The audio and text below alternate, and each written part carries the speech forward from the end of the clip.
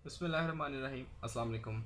इमरान खान साहब ने वकला कन्वेंशन से ख़ताब किया और इतना जमे गफ़ीर था वकला का कि इमरान खान साहब को आने में दुश्वारी हो रही थी, क्योंकि स्टेज जहाँ पे उन्होंने बात करनी थी वो भरा पड़ा था वकला से।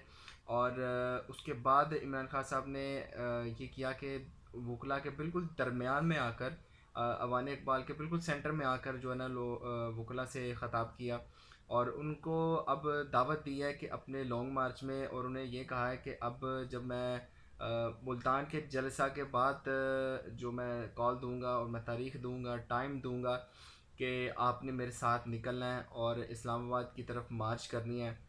इमरान खान साहब को लाइफ थ्रेट है भी, और उनको पता भी है कि मेरी जान को ख़तरा है, क्योंकि अमेरिका के ख़िलाफ़ आज तक जो भी हुआ है अमेरिका ने उसको ज़िंदा नहीं रहने दिया।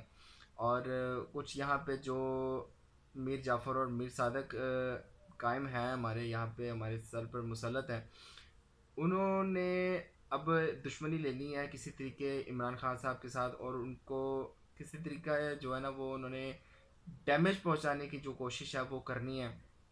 इमरान खान साहब को कई लोगों ने रो रो कर पीट पीट कर ये कहा है कि सर आप जो है ना अपनी हिफाजत करें, आप अपनी जो सिक्योरिटी है वो अच्छी करें, क्योंकि आपकी जान को ख़तरा है। और आज इस कौम को जो है ना वो एक लीडर की ज़रूरत है, जिसमें जो लीडर आपकी शक्ल में आवाम देख रही है, और इसीलिए तो आवाम जो है वो इमरान खान साहब के साथ निकली हुई है।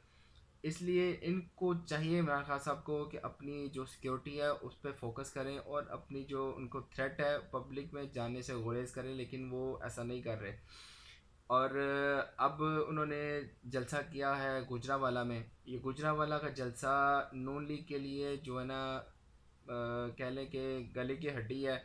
ये जितना इसके बारे में सोचेंगे उतना वो परेशान होंगे, क्योंकि गुजरावाला एक गढ़ समझा जाता था नून लीग का, जहाँ पर नून लीग को कभी शिकस्त नहीं हुई थी और कभी इस तरह किसी अपोजिशन पार्टी के लिए गुजरावाला की आवाम नहीं निकली थी। और आज जो है वो गुजरावाला की आवाम इमरान खान साहब के साथ निकली है।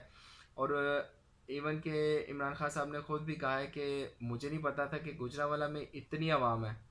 और बहुत बहुत क्राउड था, बहुत लोग निकले हैं। ये सोचना पड़ेगा अब उनको जो मुसलत किया है इनको हम पर, इस इम्पोर्टेड हुकूमत को, इसको जल्दी करता बनेगा। इसको बहुत जल्दी निकालना पड़ेगा। ये जो है ना आने वाले हालात अगर इन्होंने ठीक ना किए तो बहुत कशीदगी होगी, और मुल्क में अब जो डॉलर है वो थमने का नाम नहीं ले रहा, वो पहुंच गया 200 पर, 200 से तजावज़ कर गया है। ये अगर नहीं रोकेंगे तो फिर मुल्क जो है ना वो हमारा तबाही की तरफ ही जाएगा। आज के लिए इतना ही, मिलते हैं अगली वीडियो में इंशाल्लाह ज़िंदगी रही तो। वीडियो अच्छी लगी हो तो ज़रूर सब्सक्राइब करें। अल्लाह हाफिज़।